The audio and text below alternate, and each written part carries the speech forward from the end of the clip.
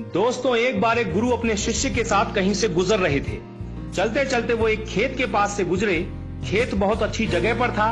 वहां की जमीन बहुत उपजाऊ थी, पर उस खेत की हालत देख के लगता था कि उस खेत का मालिक उस पर जरा भी ध्यान नहीं देता है। पूरी तरह से उजाड़ सी हालत थी उस खेत की। खैर, दोनों को बहुत प्यास लगी थी, तो वो खेत के बीच में बने एक टूटे फूटे घर के सामने पहुंचे। दरवाजा खटखटाया। अंदर से एक आदमी निकला। उसके साथ उसकी पत्नी और 3 बच्चे भी थे। सभी फटे पुराने कपड़े पहने हुए थे। गुरु ने पानी मांगा। उस आदमी ने उनको पानी पिलाया। फिर गुरु ने उससे पूछा कि भाई साहब, आपके पास इतना बड़ा खेत है, ना वहाँ पर कोई फसल है, ना फलों के कोई पेड़ हैं, आखिर आप अपना गुजारा करते कैसे हैं? आदमी ने जवाब दिया, जी हमारे पास एक भैंस है, वो काफी दूध देती है, उसको बेच के कुछ पैसे मिल जाते हैं और बचे दूध का सेवन करके हमारा गुजारा चल जाता है। चूंकि शाम काफी हो गई थी, तो गुरु और शिष्य ने रात को वहीं रुकने का तय कर लिया।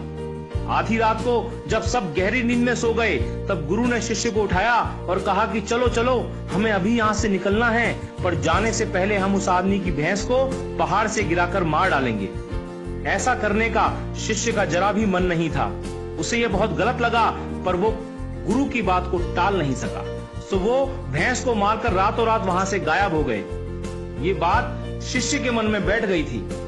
10 साल के बाद वो शिष्य एक सफल आदमी बन गया, तो अपनी गलती का पश्चाताप करने के लिए और उस आदमी की मदद करने के लिए अपनी कार से उस खेत के सामने पहुंचा।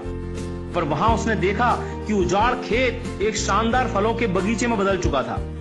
टूटे फूटे घर की जगह एक शानदार बंगला खड़ा था। जहां एक अकेली भैंस बंधी होती थी, वहां कई अच्छी नस्ल की गाय और भैंसें बंधी हुई थी। शिष्य ने सोचा कि शायद वो परिवार अपनी जमीन किसी को बेच के कहीं चला गया है, और ये सोचकर वो वापस लौटने लगा, तो उसे खेतों में वही 10 साल पहले वाला आदमी दिखाई दे गया।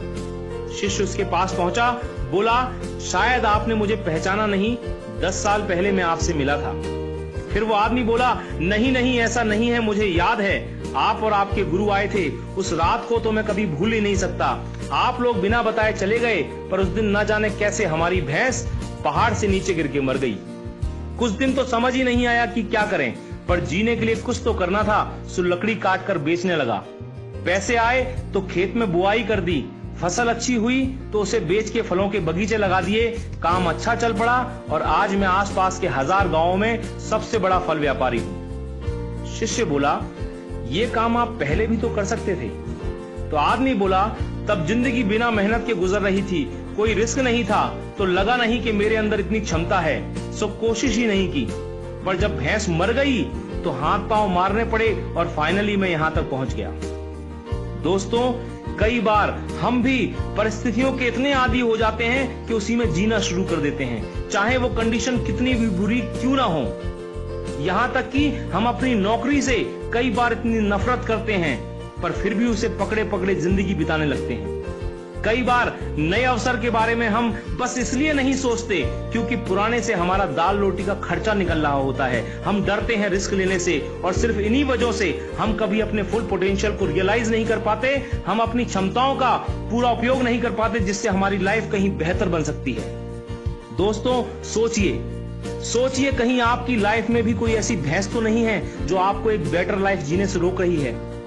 आपने कहीं उस भैंस को बांध के तो नहीं रखा है, और यदि लगे कि ऐसा है तो आगे बढ़िए, हिम्मत करिए और काट के फेंक दीजिए उस रस्सी को जो आपको बांध के रखी हुई है। दोस्तों, आपके पास खोने के लिए सिर्फ वो एक भैंस है, यानी जरा सी चीज, पर पाने के लिए आपके पास सारा जहां